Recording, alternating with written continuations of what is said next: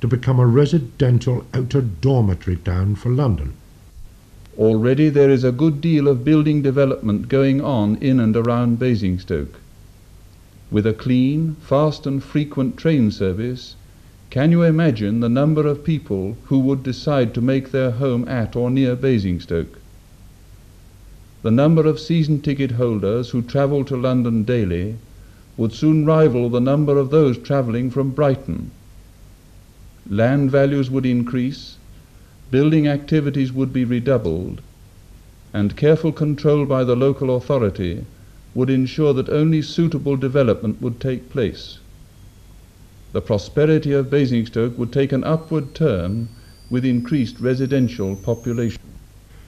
In the years immediately prior to the Second World War, new firms did move into the town, while existing firms expanded.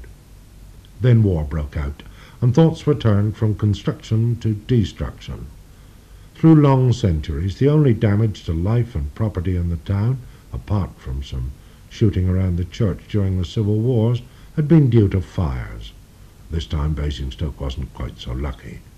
The most severe damage occurred on the 16th of August 1940, when in one of the earlier of the Nazi raids on Britain, bombs fell in Church Street and Church Square. 4 fine old houses on the south side of the square were shattered beyond repair, and the east end of the church was badly damaged, with all its windows smashed. These spasmodic daylight raids continued throughout that summer.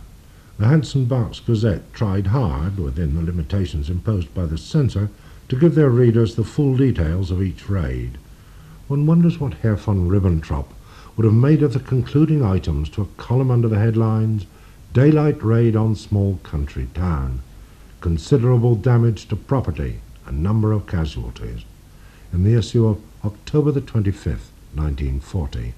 A chicken that had been trapped for 24 hours was released, and the previous day 2 cats that had been trapped by the wreckage were freed and were uninjured. The morale of the people was excellent, and some Union Jacks which were found among the debris were placed on vantage points on the damaged property. Early in 1940, new buildings for Queen Mary's School were completed, and the school moved from Worting Road, where it had been for nearly 100 years since leaving the Holy Ghost Chapel, to the premises it occupies today. Towards the end of the war, Basingstoke came under the scrutiny of Professor Abercrombie and the team preparing the Greater London Plan. In an attempt to check the sprawl of London, the development of new towns was recommended, together with the expansion of existing towns located between 40 and 50 miles from London. Basingstoke was one of the towns recommended for such a development. While the legislation and agreements necessary for this planned development were being hammered out, Basingstoke began to grow of its own volition, with new housing estates to the north, northwest and southwest of the town.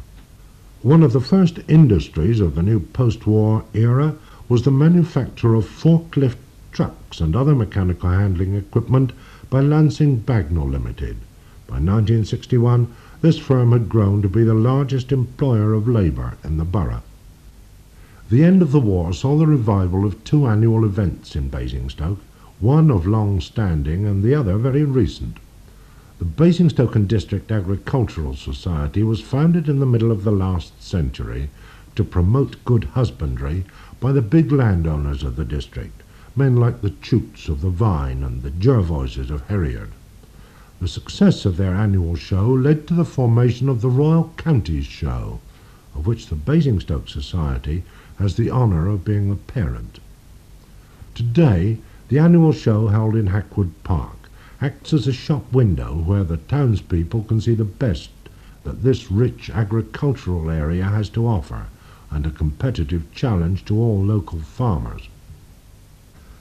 The first of the Basingstoke carnivals was held in 1937, its object to raise money to build a new hospital. But with the nationalisation of the health service, the same men, assisted by the Round Table and other kindred organisations, revived the carnival and set themselves the target of providing a community centre for old people. Year by year, the Basingstoke Carnival, taking up a whole week of July, has grown in size, popularity and fame. This August, the community centre was opened, but the carnival will go on, providing entertainment for the people and the funds needed to run the new centre. Each summer, Carnival Week sees the return of the annual fair. Fairs have been part of the life of Basingstoke since very early times. In 1449, King Henry VI granted an annual fair to be held about and around the Chapel of the Holy Ghost from Wednesday in Whitsun week till the following Friday. Just over 2 years ago, the Basingstoke town map was published. Basingstokers could see at last the vast changes that were planned for their town. The idea of change and development wasn't new to Basingstoke. At least as far back as 1881, a columnist in the Hanson Bucks Gazette had written, "But for the obtuseness of the men in authority some years ago, this would now have been a flourishing commercial town of probably twice this size and importance." Now it was the men in authority who were setting the pace. The Hanson Bucks Gazette pulled out all the stops.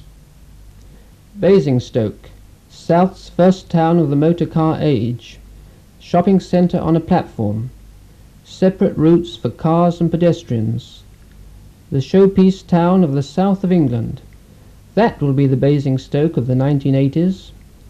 Over the next 15 years, great alterations will be made in the town centre. Thousands of new homes and dozens of new factories will be springing up on new estates as the town soars to a population of 75,000. But it was the redevelopment of the town centre that people found it hardest to visualise. The plan proposed that a concrete platform be built, spanning the valley from the station to the upper part of Church Street, sailing high over those lands which Walter de Merton had given to his native town 6 centuries ago. Shops on top of the platform, 3 levels of car parking below it. The realities of 20th century living were being driven home with a vengeance.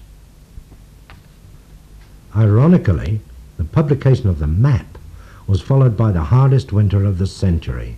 All building work came to a standstill. When the thaw came, work was resumed on the many projects already approved under previous development schemes.